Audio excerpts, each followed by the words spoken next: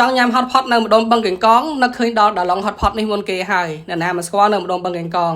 ដែលតកែជនជាតិចិននិងរសជាតិមកពីចិនសុទ្ធសាធរសជាតិដើមពិតៗអញ្ចឹងអ្នកនរគ្នាដែលរស់នៅម្ដុំបឹងកេងកងឬក៏ទួលតពងអាចសាកភ្លក់ម្ដងបាន buffet របស់គេតម្លៃសមរម្យទេត្រឹមតែ$9.90រហូតដល់$15.98ដែលនៅក្នុងឈុត$15.98នេះនឹងមាន menu គ្រឿងសមុទ្រ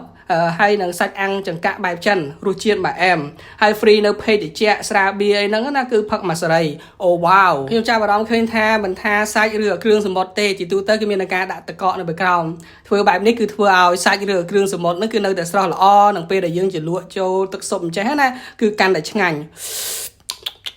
និយាយទៅបើសាច់ឬគ្រឿងសមុទ្រនេះគឺមានច្រើនប្រភេទតែខ្ញុំជឿរើសនៅប្រភេទដែលគេកំពុងតែល្បីអញ្ចឹងណាមាននៅសាច់គោបរទេសសាច់គោខ្មែរមឹកពេញពីងក្តាមបបែលត្រីស្លាយយកជាសាច់សុទ្ធអញ្ចេះហើយបើសាច់នៅលើក្តារប្រទេសវ័យនេះគឺកំពុងតែល្បីហើយ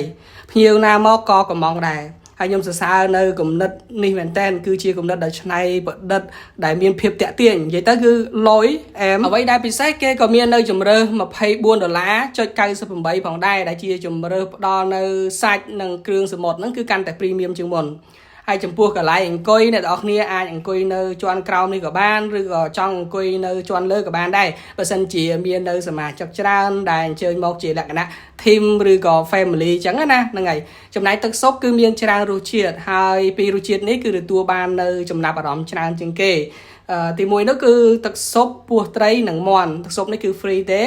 និងទឹកស៊ុបឆុងឈីងទឹកស៊ុបនេះអ្នកនរគ្នាត្រូវ add $4.98 បន្ថែមហើយចំពោះទីតាំងគឺងាយស្រួលរកទេនៅលើផ្លូវត្រសក់ផ្អែមកែងនឹងផ្លូវ400ហើយសម្រាប់ម៉ោងបិទបើកនិងព័ត៌មានលម្អិតអីអាចឆាតទៅកាន់ page ដល់ឡុង hot pot ផ្ទាល់បានហើយក្នុងវីដេអូនេះគឺមានតែប៉ុណ្្នឹងទេជួបគ្នានៅវីដេអូក្រោយៗបាយ